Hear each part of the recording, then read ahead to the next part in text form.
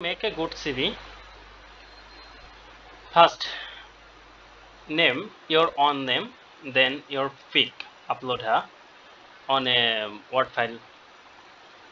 After your email number, your mobile number, your present address include here.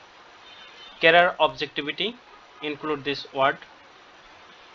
Summary include this word. Technical proficiency, if you have, must be include your who known you, all of thing include here. Educational qualification, project work, experience, if you have experience you can include here, otherwise you don't include any things or any experience.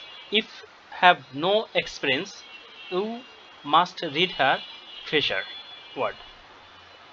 Personal profile, your personal identity, father name, date of birth, gender, nationality, language, religion, hobbies.